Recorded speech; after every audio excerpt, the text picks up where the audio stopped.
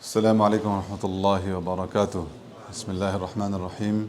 قال الله تعالى في كتابه الكريم: أعوذ بالله من الشيطان الرجيم. بسم الله الرحمن الرحيم. وإذا قرأت القرآن جعلنا بينك وبين الذين لا يؤمنون بالآخرة حجابا مستورا وجعلنا على قلوبهم أكنة أن يفقهوه وفي آذانهم وقرا وإذا ذكرت ربك في القرآن وحده ولوا على أدبارهم نفورا. صدق الله العظيم. The meaning of the ayahs in Surah Bani Israel, we were discussing yesterday about some ayats, that every single thing, every single object has its own sense. Through that, it make glorification to Allah, make tasbih to Allah subhanahu wa ta'ala. So after this, the next ayat is mentioning that وَإِذَا قَرَأْتَ الْقُرْآنَ, when you recite the Qur'an, جَعَلْنَا بَيْنَكَ وَبَيْنَ الَّذِينَ لَا يُؤْمِنُونَ, we made between you and between those who do not believe about Akhirah, hijaban, curtain or veil, mastura, invisible. So again, when you recite the Quran, then Allah subhanahu wa ta'ala says, then Allah put a curtain between you and the disbelievers. What kind of curtain? Made out of plastic or clothing? No, it's invisible. And there's numbers of stories mentioned about this ayah, that once Rasulullah sallallahu alayhi Asma bint Abi Bakr radiyallahu anhu, the daughter of Abu Bakr radiyallahu anhu, narrates this, that once Rasulullah sallallahu alayhi wasallam was sitting with Abu Bakr radiyallahu anhu, and then all of a sudden the lady, very famous lady from Quraysh, the wife of Abu Lahab, Jamil, her name is Jamil, the mother of the beauty. And you know, she was one of the most beautiful women in the Makkah city. And Abu Lahab, you know, also Abu Lahab was very bright skin complexion. He was also very handsome. That's why Lahab means the flame of fire. You know, the flame is very bright. There's some of the explanations say that because his name was Abu Lahab, the father of the flame of fire. So he was very bright, skinny person, and also his wife was special lady, Jamil, beautiful lady. So all of a sudden she came and she was approaching toward Abu Bakr radiallahu anhu and Rasulullah sallallahu alayhi wasallam. And Abu Bakr radiallahu anhu saw he noticed some anger and hatred on the face of this lady. Then he said, Ya Rasulullah, please hide, please move away, because this woman filthy and she is very angry and she hates you the most. So she is coming, approaching, so please protect your own honor and dignity. Don't face this woman. Then Rasulullah sallallahu alayhi wa sallam said, إِنَّهَا لَن تَرَانِي, that don't worry, she will not see me.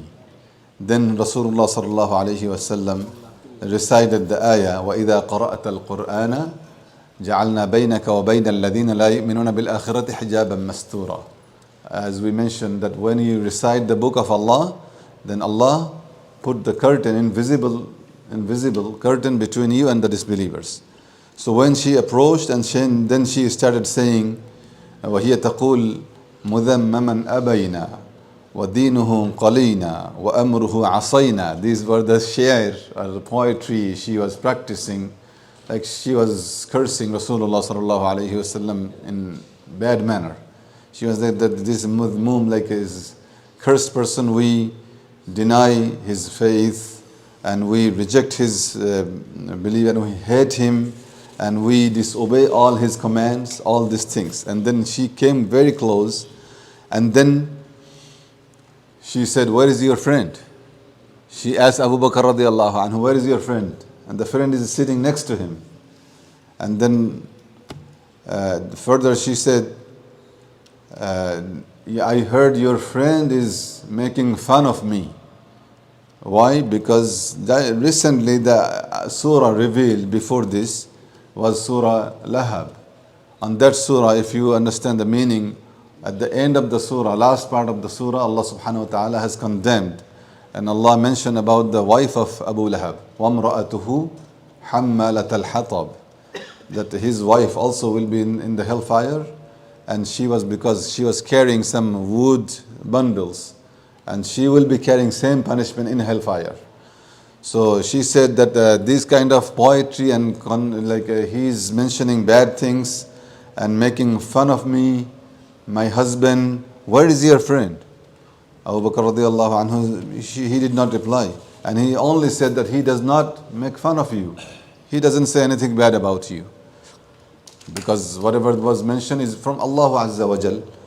Then she left and she started cursing and using some indecent words, and then she left. Then Rasulullah sallallahu alayhi wasallam explained, and Abu Bakr radiallahu anhu was so shocked. Then Rasulullah sallallahu alayhi wasallam mentioned that why you have to be shocked? Allah has promised that Allah can put curtain in between you and the disbelievers.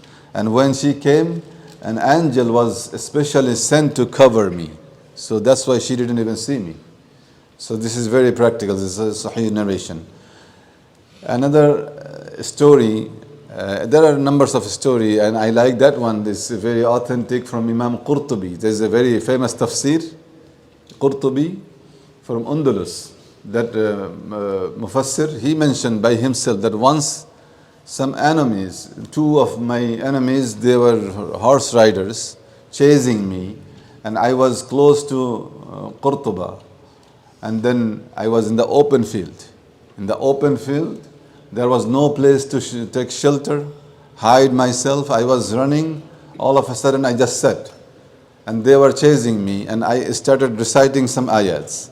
And that amal is also Rasulullah sallallahu alayhi wasallam used to practice some 3 ayats from different surah. From one ayah from Surah Al-Kahf, second ayah from Surah Al-Nahl, third ayah from Surah Jathiyah. وجعلنا number 1 ayah وجعلنا على قلوبهم أكنة إنا جعلنا على قلوبهم أكنة أن يفقهوه وفي آذانهم وقرا. Number 2, second ayah أولئك الذين أنعم الله عليهم من النبيين من. The second ayah is أولئك الذين طبع الله على قلوبهم وسمعهم وأبصارهم وأولئك هم الغافلون from Surah Nahl. Third ayah أفرأيت من اتخذ إلهه هواه وأضله الله على علم وختم على سمعه وقلبه وجعل على بصره غشاوة. These are the 3 ayahs Rasulullah sallallahu alayhi wasallam used to recite when he needed some protection against the mushrikeen, against the enemies, when he was by himself sometime and he felt that something is going on. Maybe he will be attacked by the policists, by the mushrikeen. Then he was reciting these 3 ayats. And also sometimes Rasulullah sallallahu alaihi wasallam used to add few ayats from the very beginning of Surah Yasin. All these ayahs, the summary that Allah covers the eyes and the ears and the hearts of the disbelievers so that they cannot see, they cannot hear. So then this Mufassir, again, Qurtubi, Rahmatullahi alayhi, he said that I recited those 3 ayats, and then I saw those 2 horse riders. They came very close to me and they passed me. They went ahead. After some time they came back. And they were talking to each other, and they said, this is shaitan. And this person we are chasing is shaitan, and he just disappeared. We cannot see him anywhere. And that Sheikh said that is very practically I saw in my life that how Quran works. And then he mentioned this story in his tafsir.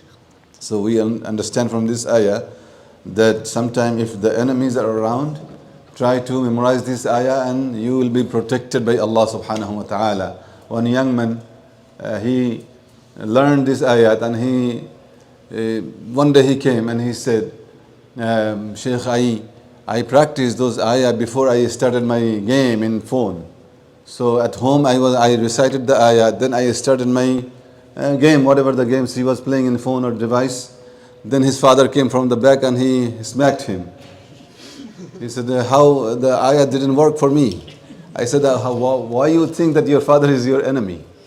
He has good wish for you. So it doesn't work this way. We have to understand who the enemy is. The biggest enemy again, shaitan. So we are given the best, the most powerful tool by Allah subhanahu wa ta'ala is the book of Allah. So whenever you stick with the book of Allah subhanahu wa ta'ala, recite the Quran and pick the special ayahs for a special amal, insha'Allah, thumma insha'Allah, Allah subhanahu wa ta'ala will protect all of us, insha'Allah. وأقول قولي هذا. Brothers, last thing is sadaqatul fitr.